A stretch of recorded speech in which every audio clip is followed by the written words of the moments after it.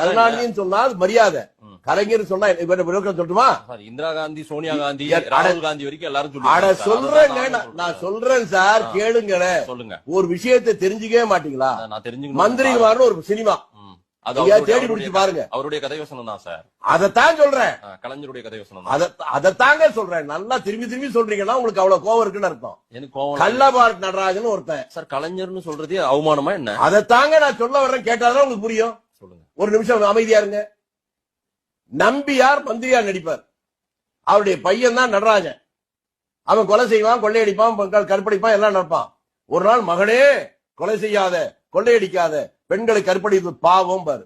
உடனே தந்தையே கொக்கு மீனை கொத்தாமல் இருந்தால், பாம்பு தேரை விழுங்காமல் இருந்தால், வேங்கை மானை விரட்டாமல் இருந்தால் நானும் கொலை செய்யாமல், கொள்ளையடிக்காமல், பெண்களை கற்பழிக்காமல் இருப்பேன் அப்பா.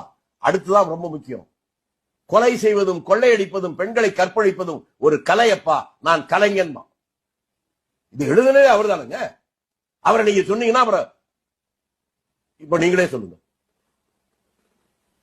கலைஞர்னா அதுக்கு விளக்கத்தை அவர் சொல்லியிருக்கிறார். இதுக்கு மேல நான் சொல்றேன். காங்கிரஸ் தலைவர்கள் இனிமேல் அப்படி யாரும் சொல்ல மாட்டாங்கல்ல. சொன்னாங்கன்னா அவருக்கு அவங்க மேல கோபத்தை காட்டுறாங்கன்னு நான் நினைக்கிறேன். ஆத்மாவோடு இரண்டரை கலந்து விட்டது. இனி எத்தனை ஜென்மங்கள் எடுத்தாலும் அது மாறாது. பார்த்திபா, நீயும் நானும் பிழைக்க வேண்டுமானால் உன் கொள்ளை தொழிலை நிறுத்திவிட வேண்டும். அது எனக்கு விருப்பமான ஒரு கலை. என்ன, கொள்ளை அடிப்பது கலையா? ஆம் தந்தையே, கொள்ளையடிப்பது சிறந்த கலை. இதை கேளுங்கள். எத்தனையோ கவிஞர்கள் கருத்துக்கு பொருத்தமற்ற கற்பனைகளை சிருஷ்டிக்கிறார்கள். கலை என்ற பெயரால் அந்த பொய் மூட்டைகளை பொன்னுக்கு விற்கிறார்கள். அங்கே பொய் கலையாகிறது. வில்லில் இருந்து பறக்கும் அம்பு எத்தனையோ உயிர்களை குடிக்கிறது. வீரத்தின் பெயரால் அங்கே கொலை கலையாகிறது. காமலீலையில் ஈடுபட்ட காதலரை ஓவியமாக்குகிறான் சித்திரக்காரன். ஓவியம் என்ற பெயரால் காமம் அங்கே கலையாகி விலையாகிறது. திறமையின் பெயரால் சூதாட்டம் கூட கலையாகி விடுகிறது. அந்த பட்டியலிலே நான் களவாடுவதையும் கலையாக கருதுகிறேன்.